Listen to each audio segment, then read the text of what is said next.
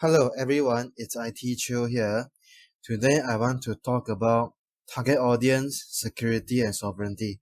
This project, along with my earlier PriSec file storage, were both projects that initially created for profit purposes. These projects use security measures that are security compliant. As of the current day, I think I was only able to talk about PriSecDBAPI as I have other things to strive for. If time allows, I will be revisiting these projects. It is uncertain how will the world progress, be it geopolitically or technologically. None of that is in a clear picture. I will try and see how things goes. While things may change in the future, but short to medium term, all my projects except its feature was purely logged in will not be able to be allowed in China except regions such as Macau, Hong Kong, and Taiwan. PriSecDBAPI or PriSecDBAS is actually having a similar audience like Google's Firebase or similar services. It primarily aims for users who do not want to manage their infrastructure and would want to use only database. Secondly, it targets audiences which require GDPR or similar law-compliant security measures. These audiences do not have the right expertise or their geographical region does not allow the existence of such services. For example, having encryption is good, but does the party who provides the encryption actually do not have a copy of the key? Did the provider actually allow database account to be locked or unlocked? Are there column-level encryption on recorded database data? Are there domain separation which uses one key to encrypt the data and one key to ensure tampering resistance in effect? If things to happen, two keys need to be exposed or leaked at the same time for an effective breach. As summary, PriSecDBAPI or PriSecDBAS, while it is in prototype, it is a go-to option for developers or companies that need encrypted and secure DBAS without managing infrastructure. This project uses security compliance.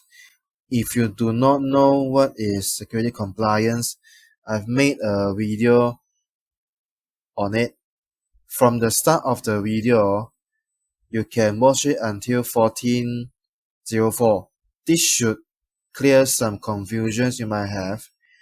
I have previously deleted my account on Bilibili or China version of YouTube, so the videos on my new account may not be complete. This project uses a concept similar to RSA, which the server only stores and uses the public key.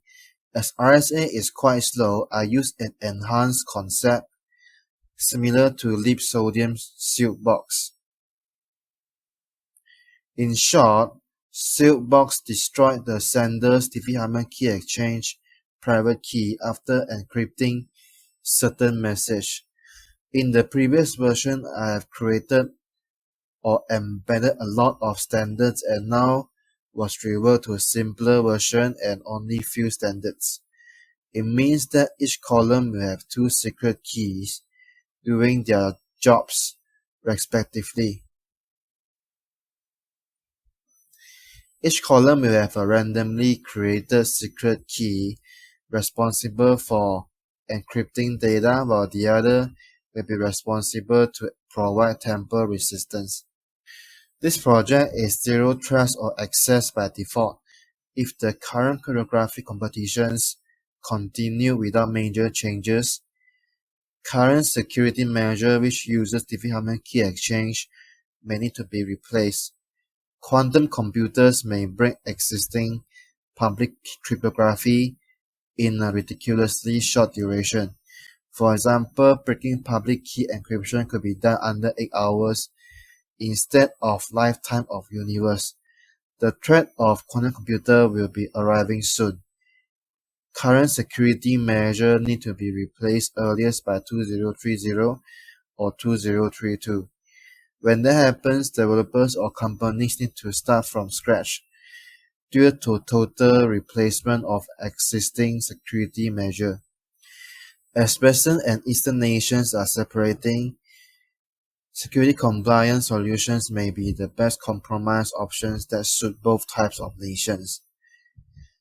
It has minimal surveillance, and such services or solutions to an extent will not be able to abused by both types of nations.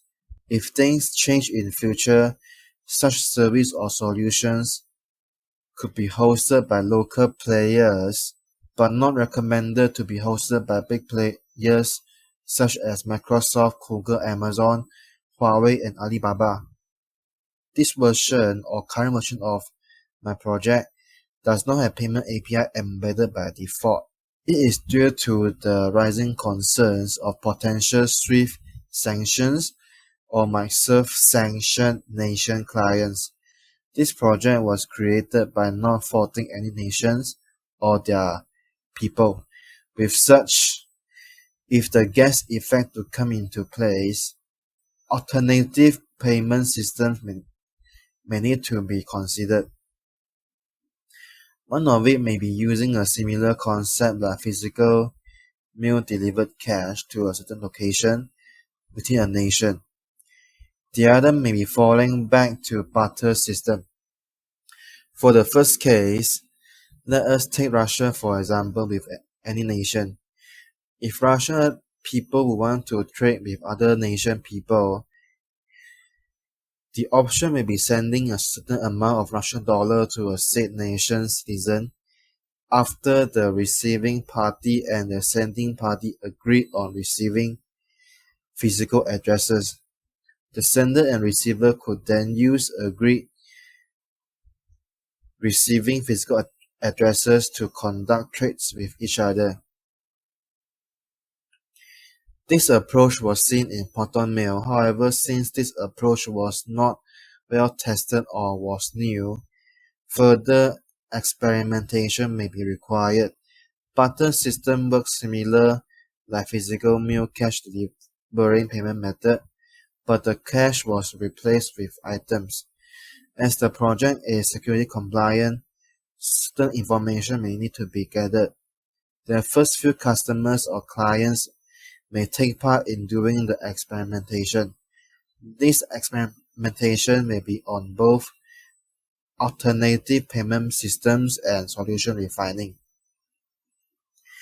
The core of the experimentation will be responsible in finalizing the collection of required data to comply with crime investigation. As all things settled, hopefully the trade and cooperation could be continued. Lastly, this project will try to ensure there is no backdoor and an extent of sovereignty by strictly using open source software or components. This is to prevent government or service provider overreach and cater to a global audience.